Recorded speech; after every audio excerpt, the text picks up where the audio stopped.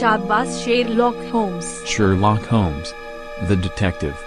भाग 2. आणि माझ्या पाठीमागची खडकाची भिंत चाचपून पाहिली. तो एक सरळ सोट उभा तट असल्याचं वर्णन तू आपल्या रसभरीत कथेत केलं आहेस, पण तो तितका सरळ नव्हता. मधून मधून त्याला बाक आलेला होता, काही कांगोरे होते, खोबणी होत्या. त्यात हात घालून अत्यंत कष्टाने का होईना पण मी वर चढू शकलो असतो. आणि तरी वरच्या कड्यापर्यंतची उंची खूपच होती. तिकडे नुसतं पाहूनच डोळे फिरत होते, पण त्या चिंबवल्या वाटेवरून जाणं तर अशक्यच होतं. माझी पावले उमटली असती. अर्थात मला एक करता आलं असतं. पूर्वी मी एका प्रसंगी ती युक्ती अंमलात आणलेली होती. बूट उलटे घालायचे, बुटाची टाच पुढे आणि चवडा मागे, हा माणूस वर चढला नसून खाली उतरला असा आभास निर्माण करायचा. पण मग खाली जाणाऱ्या पाऊलखुणांचा एक तिसरा संच तयार झाला असता. तेव्हा तो मार्ग रद्द, तट चढून जाणं हा एकच उपाय उरला. आणि मी तातडीने त्या खडबडीत खडकांचे काने कांगोरे पकडून वर चढायला सुरुवात केली. हे काम सोपं नव्हतं. जीवघेणा उद्योग होता तो. किंवा हात निष्ठेल त्याचा निर्णय होता. आणि वॉटसन, तुला सांगतो, नुसत्या कल्पना रंगवणं माझ्या स्वभावात नाही. आणि तरी खाली खोल कोसळत असलेल्या त्या धबधब्याचा धोधो आवाज अखंड माझ्या कानात घुमत होताच, पण त्यात मोरियार्टीच्या किंकाळ्याही मिसळल्या आहेत असा भीषण भास मला होत होता. अशा वेळी हातनी पाय पातळात घट्ट रोवून मी जिद्दीनं वर कसा चढलो ते माझं मलाही सांगता येणार नाही, पण चढलो खरा. आणि मग अर्ध्या वाटेवर मला एक सपाट कट्टा लागला. चांगले रुंद, मी खडकात खोल गेलेली अशी ती एक फट होती, किंवा कॉटच होती म्हणा ना. त्या कॉटवर बराच वेळ मी नुसता पडून राहिलो, विश्रांती घेतली. ती जागाच अशी होती की कुणालाही मी दिसू शकलो नसतो, पण पडल्या पडल्या मला मात्र खाली चाललेल्या हालचाली जाणवत होत्या. वॉटसन, तू स्वतः आणि तू ज्यांना घेऊन आला होतास ती माणसं संचितपणे माझा शोध घेत होतात आणि चुकीचे तर्क वितर्क करीत होतात. त्यावेळी मी त्या कपारीत शांतपणे पडलेला होतो. शेवटी धबधब्यात पडून मी मेलो असणार आणि छन्न विच्छन्न झालेलं माझं प्रेत सुद्धा हाती लागणं अशक्य आहे अशी समजूत करून घेऊन तुम्ही हॉटेलाकडे परतलात आणि मी एकटा मागे राहिलो. आता तरी साहस परंपरा संपली असेल असं मला वाटत होतं, पण नाही. आणखी एक अघटित माझ्या वाट्याला येणार होतं. एक प्रचंड खडक वरून गडगडत खाली आला. सुदैवानं मला त्याने इजा केली नाही. कबारीच्या काठाला चाटून तो दूर झाला आणि खालच्या घळीत जाऊन धबधब्यात आदळला. पहिल्यांदा मला वाटलं हा एक नैसर्गिक अपघात असेल. पावसात अचानक अशा दरडी कोसळतच असतात. पण मग मी जरा डोकं वर काढून पाहिलं तर काळोखात चाललेल्या आकाशाच्या पार्श्वभूमीवर मला एक मनुष्याकृती दिसली आणि एक मोठा धोंडा वरून आला. तो माझ्या डोक्यापासून जेमतेम 1 फूट अंतरावर आपटला. मी थोडक्यात बचावलं होतो, पण याचा अर्थ काय हे आता माझ्या लक्षात आले. मोरियार्टी एकटा नव्हता, त्याचा एक साथीदार वरच्या कड्यावर पहाराला उभा होता. खालच्या त्या अरुंद वाटेवर झालेली आमची दंगल त्यानं पाहिली होती. आपला पुढारी घळीत कोसळला आणि हा उपटसुंब शेरलॉक होम्स मात्र अजून जिवंत आहे हे त्याला कळले होते. तो तातडीनं कड्यावर जाऊन उभा राहिला होता आणि तिथून मला ठार मारण्याचा उद्योग करीत होता. पुन्हा जेव्हा त्याचं डोकं मला दिसलं तेव्हा मी ठरवलं की आता वेळ घालवण्यात अर्थ नाही. एवी तेवी त्याने आपल्याला पाहिलेलं आहेच, तेव्हा इथून ताबडतोब पळ काढलेला बरा. लगेच मी त्याच खडकाला धरून परत खाली उतरू लागलो. वॉटसन, तुला सांगतो, त्यावेळी माझे प्राण अक्षरशः कंठाशी आलेले होते. खडक चढणं मला कठीण गेलं होतं खरं, पण तोच खडक उतरून जाणं त्यापेक्षा शतपटीनं कठीण होतं. पण गाठला. अखेरीस मी तो आमच्या मारामारीचा कट्टा गाठला. त्या क्षणी वरून आणखी एक मोठा धोंडा गडगडत आला, पण मी आधीच खाली वाकून रांगायला लागलो होतो. झपाट्यानं मी ती ओलीचिंब अरुंद वाट चढून बाजूच्या पाठारावर गेलो. धोंडा पाण्यात पडल्याचा आवाज मला ऐकू आला. त्या इसमानेही तो ऐकला असणार. त्याची काय समजूत झाली असेल याची तूच कल्पना कर. माझ्या हातापायानं चिकार खरचटलं होतं, सर्वांग रक्तानं माखलेलं होतं, कपडे फाटले होते, पण श्वास घ्यायलाही न थांबता मी डोंगरावरून पळ पळ पळत होतो. कडक अंधारात मी त्या रात्री 10 मैलांचं अंतर तोडलं. नंतर मी कुठे कुठे थांबलो आणि काय काय केलं तो सगळा पाढा मी वाचत नाही. एवढंच सांगतो की 1 आठवड्यानंतर मी इटलीतल्या फ्लॉरेन्स शहरी पोचलो. मला एकदम हायसं वाटलं. शेरलॉक होम्स जिवंत आहे ही गोष्ट जगात कुणालाही माहीत नसणार अशी माझी आता मनोमन खात्री झाली होती. इटलीत 7-8 दिवस राहून मी लंडनची वाट धरली. लंडनमध्ये माझ्या विश्वासातली अशी एकच व्यक्ती होती, तो म्हणजे माझा भाऊ क्रायक्रॉफ्ट. हे बोलताना होम्सने माझ्याकडे क्षमा याचनेच्या दृष्टीने पाहिलं. तू रागावू नकोस वॉटसन, पण माझ्या जिवंतपणाचं गुपित कायम टिकणं आवश्यक होतं, नाहीतर माझा डाव मला शेवटाला नेता आला नसता. तू आपल्या रंजक शैलीत माझ्या अपघाती मृत्यूचं जे वर्णन केलंस त्याने जगाची खात्री पटली की शर्लॉक होम्स मेला. तुझी तशी खात्री झाली होती म्हणूनच ना तू ते सत्य जगापुढे मांडू शकलास. एरवी खोटी गोष्ट खरी म्हणून रंगवताना तू कुठेतरी घसरला असतास, हे नक्कीच. गेल्या 3 वर्षात कितीदा तरी मी तुला पत्र लिहिण्यासाठी पेन हातात घेतले असेल, पण प्रत्येक वेळी मी तो मोह टाळला, कारण मला मनातून भीती वाटत होती की माझ्यावरच्या तुझ्या प्रेमापोटी तू काहीतरी बोलून जाशील आणि माझं बेंड फुटेल. आज संध्याकाळी देखील तुझी माझी जेव्हा रस्त्यात अचानक गाठ पडली तेव्हा मी तुला लगेच टाळलं, कारण तू मला ओळखलं असतंस तर उत्साहाच्या भरात तू रस्त्यातच माझा फुगा फोडला असतास. क्रायक्रॉफ्टला भेटणं जरुरीचं होतं, कारण मला पैशाची गरज होती. असो, लंडनमध्ये त्यानंतर जे काही घडलं ते माझ्या आशेवर बोळा फिरणारं होतं. मोरियार्टीच्या टोळ्यातील बहुतेक गुंडांना शिक्षा झाल्या खऱ्या, पण दोघे जण मोकळेच राहिले. पोलिसांना ते सापडलेच नव्हते आणि माझे ते सर्वात खतरनाक शत्रू होते. केवळ त्यांना टाळण्यासाठी मी मग 2 वर्ष तिबेटमध्ये लामांच्या सहवासात घालवली. तिथेही मी स्वस्थ नव्हतो. लामांच्या जीवन पद्धतीचं संशोधन करणारे अनेक लेख गतवर्षी एका भारदस्त मासिकातून सतत येत होते. तू कदाचित वाचले असतील, पण त्याचा लेखक सिगर्सन हा नॉर्वेजियन नसून आपला दस्तरखुद्द मित्र होम्स असेल हा विचार तुझ्या मनातला शिवलाही नसणार. त्यानंतर युरोपातल्या अनेक देशातून मी प्रवास केला आणि तिथेही काही ना काही महत्वाची कामं करून मी तिथल्या जनतेला नि सरकारला मदत केली. पण ती सर्व अर्थात गुप्त राहून अनप्रत्यक्षपणे. मी फ्रान्समध्ये असताना लंडनच्या ज्या बातम्या माझ्या कानावर आल्या त्यात हे पार्क लेन प्रकरण फारच गाजतंय असं मला कळलं. मला आता अगदी राहावेना. लंडनकडे माझे पाय ओढले गेले. मी बेकर स्ट्रीटवरच्या घरात पाऊल टाकून हडसनबाईला चांगलाच हादरा दिला. बिचारीला भूतबाधा झाल्यासारखं वाटलं. क्रायक्रॉफ्टने माझे सर्व महत्वाचे कागद होते तसे जपून ठेवले होते. आज दुपारी 2 वाजता मी जेव्हा माझ्या आवडत्या खुर्चीत बसून पाईपचे झुरके घेतले तेव्हा समोरच्या खुर्चीकडे पाहून मला भलतं उदास वाटलं, कारण ती खुर्ची अलंकृत करणारा माय डिअर वॉटसन गैरहजर होता. एप्रिल महिन्यातल्या त्या रात्री होम्सच्या तोंडून ही विलक्षण हकीकत ऐकत असताना मी क्षणोक्षणी रोमांचित होत होतो. समोर शर्लॉक होम्स मूर्तिमंत बसलेला होता म्हणून, नाहीतर मला ती खरी देखील वाटली नसती. उंच सडपातळ देहाचा, भेदक उत्सुक नेत्रांचा आपला हा दिलदार मित्र आपल्याला पुन्हा भेटणार आहे ही गोष्ट मला स्वप्नात तरी खरी वाटली असती का? पण देवाच्या कृपेने ते परम सत्य मी प्रत्यक्ष अनुभवत होतो. या मधल्या काळात माझ्यावर एक दुःखद प्रसंग गुदरला होता. माझी पत्नी मरण पावली होती आणि तेही होम्सला कळलेले होते. आता त्याने माझे सांत्वन केले ते मनापासून, पण नेहमीच्या मामूली शब्दांनी मात्र नाही. त्याचा हात स्पर्श आणि त्याची स्थिर दृष्टी यांनीच मला हवा तो दिलासा दिला. वॉटसन, तो म्हणाला, दुःखावरचं खरंखुरं औषध एकच आहे, काम. एखाद्या कामात मन गुंतवणं. आणि आपल्या सुदैवानं आज रात्रीच एका मोहिमेवर आपल्याला जावं लागणार आहे.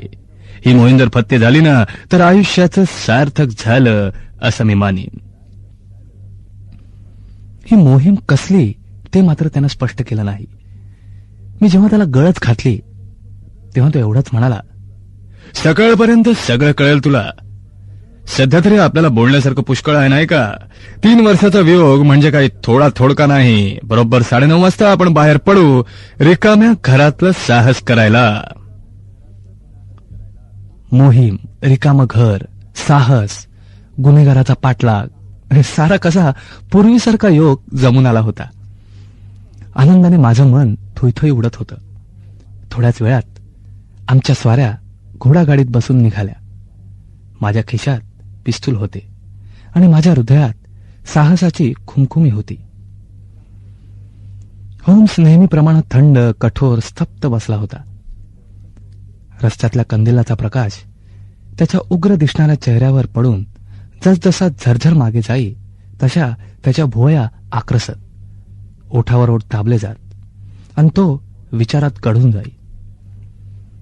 लंडन शहराच्या काळोखी जंगलात कुठल्या हिंस्र पशूची शिकार करायला आम्ही निघालो आहोत याची यत्किंची तरी कल्पना मला नव्हती. पण हा बहादर शिकारी ज्या अर्थी एवढा उत्साह दाखवतो आहे त्या अर्थी शिकार तितकेच महत्वाचे असणार याबद्दलही मला संशय नव्हता. माझी पहिली कल्पना अशी होती की आम्ही आधी बेकर स्ट्रीटकडे निघालो आहोत, पण होम्सने कॅव्हेंडिल चौकाच्या कोपऱ्यावर गाडी उभी केली आणि मग आम्ही पायी निघालो. जाताना होम्स एकसारखा डावी उजवीकडे पाहत होता. प्रत्येक वळणापाशी तो मागे वळून पाहायचा आणि आपला कोणी पाठलाग करीत नाही अशी खात्री करून घ्यायचा. शर्लॉक होम्सचे लंडन शहरातल्या गल्ल्याबोळ्यांचे ज्ञान अफाट होते आणि आज तो माझ्यासह इतक्या गल्ल्या पालथ्या घालीत होता की एवढा उपद्व्यात हा का करतो आहे हेच मला कळेना. कितीतरी गुंतागुंतीचा मार्ग ओलांडून शेवटी आम्ही एका लहान रस्त्यावर आलो. या रस्त्याच्या दुतर्फा जुनाट उदासवाणी घरे होती. रस्ता पहिल्याने मँचेस्टर स्ट्रीटला मिळाला आणि तिथून पुढे आम्ही ब्लँडफोर स्ट्रीटवर बाहेर पडलो. तिथून पुढे त्याने एक झपाट्याचं वळण घेतले आणि तो एका अरुंद बोळात शिरला. मी त्याच्या मागे होतोच. एका लाकडी फाटकातून आम्ही एका ओस पडलेल्या आवारात प्रवेश केला. आत एक जीर्ण इमारत होती. तिच्या पिछाडीला जाऊन त्याने खिशातल्या चावीने मागचे दार उघडले. आम्ही आत शिरलो आणि लगेच त्याने दाराला कडी घातली. आत दाट काळोख होता, पण घर निर्जन, रिकामे होते हे माझ्या तेव्हाच लक्षात आले. जमीन म्हणजे फळ्यांची तक्तपोशी होती. मी तिच्यावरून चालताना आमच्या पायांचा करकर आवाज झाला. मी चाचपून पाहिले तेव्हा भिंतीवरचा वॉलपेपर ठिकठिकाणी उकलला असून खाली लोंबतो आहे असे मला जाणवले. होम्सच्या थंडगार वाळकोड्या बोटांनी माझे मनगट पकडले आणि मला घेऊन तो एका लांब लचक बोळात गेला. इथेही अंधारच होता, पण दाराच्या एका वरच्या फटीतून धूसर प्रकाश आत येत होता. हे दार उघडून आम्ही आत गेलो. ते एका प्रशस्त रिकाम्या खोलीत. खोलीच्या चारही कोपऱ्यात जास्तच दाट काळोख होता, पण ही खोली थेट रस्त्याला लागूनच असल्यामुळे बाहेरून येणाऱ्या प्रकाशाने खोलीचा मधला भाग जरा उजळला होता. हाताशी एकही दिवाबत्ती नव्हती आणि खिडकीच्या काचेवर तर धुळीचा थर साचलेला होता. त्यामुळे आम्हाला एकमेकांच्या आकृत्या दिसत होत्या, त्याही अगदी अस्पष्ट. होम्सने माझ्या खांद्यावर हात ठेवला आणि ओठ अगदी माझ्या कानालगत आणले. कुठं आहोत आपण? ओळख. तो कुजबुजला. खिडकीच्या तावदानातून मी बाहेर पाहत म्हणालो, अरे हा तर बेकर स्ट्रीट. बरोबर, आपण कॅमेडन हाऊसमध्ये आहोत, आपल्या घरासमोरची जुनी इमारत. पण ती इतकी वेडी वाकडी वळणं घेऊन इथे येण्याचं प्रयोजन? कारण आपल्याला इथून आपल्या घराचं दृश्य कसं छान दिसतंय वॉटसन. जरा खिडकीच्या जवळ ये, मात्र जपून. बाहेर कोणाला दिसतं का म्हणे? हा, हे ठीक. आता बघ आपल्या त्या मठीकडे. आपल्या कितीतरी कथांमधून तू त्या तीर्थाचं रसाळ वर्णन केलं आहेस. आता पाहूया, तुला आश्चर्याचे धक्के देण्याची माझ्या अंगची करामत 3 वर्षांच्या सुट्टीनंतरही टिकून आहे की नाही ते. मी हलकेच पुढे सरकलो. आमच्या घराच्या त्या खिडकीकडे पाहू लागलो आणि काय सांगू तुम्हाला, मला जे दिसले ते पाहून माझ्या तोंडून एक विस्मयोद्गार निघाला. खिडकी उघडी होती, पण तिच्या पडद्यावर आतल्या दिव्याचा झगझगीत प्रकाश पडला होता. त्या प्रकाशात मला खुर्चीवर बसलेल्या व्यक्तीची रूपरेषा स्पष्ट दिसली आणि माझ्या डोळ्यावर विश्वास बसेना.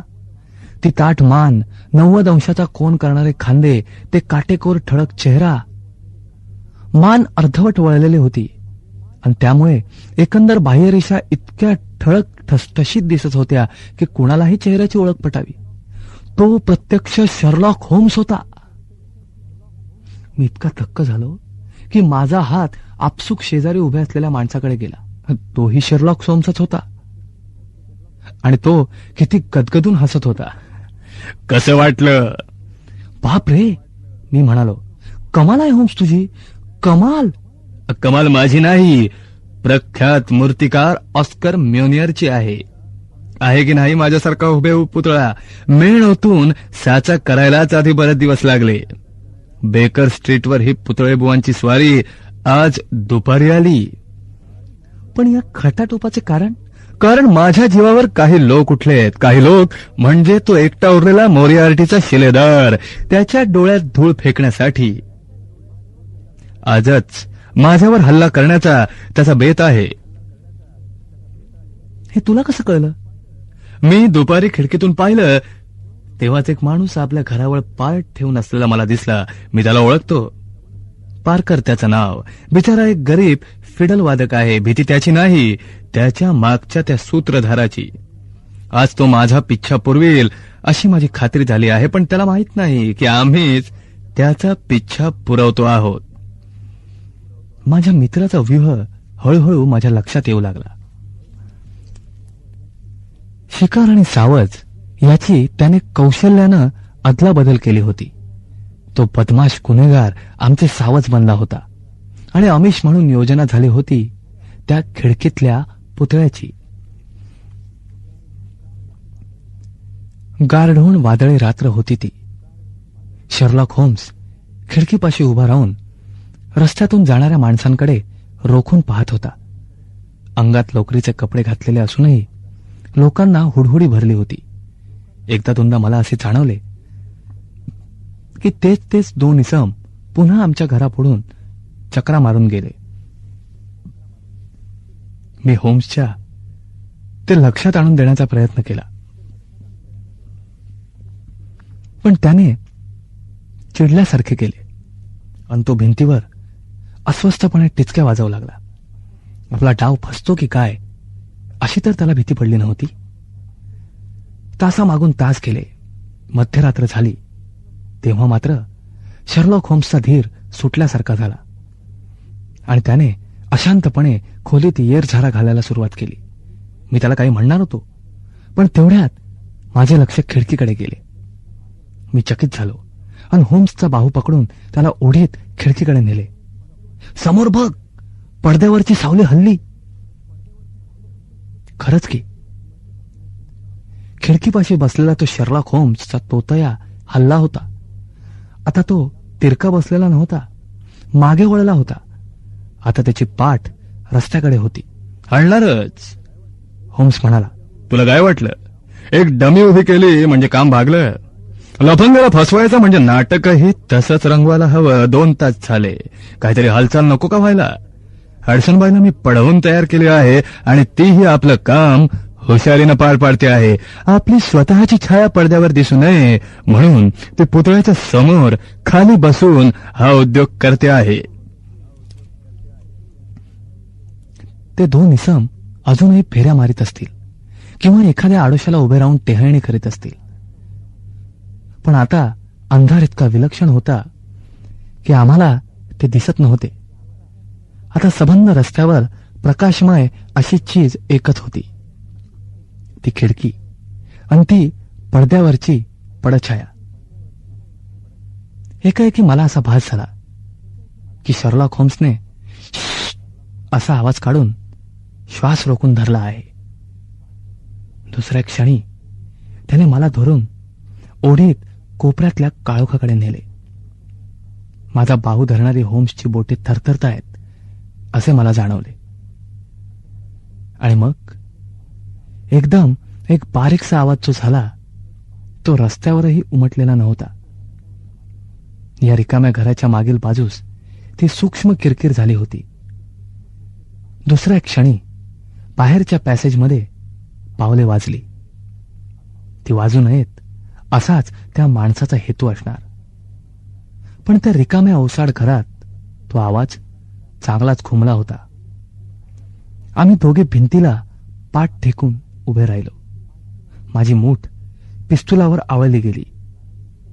काळोखातून दारात उभी राहिलेली एक काळी मनुष्याकृती मला दिसली. भाग 2 समाप्त होत आहे.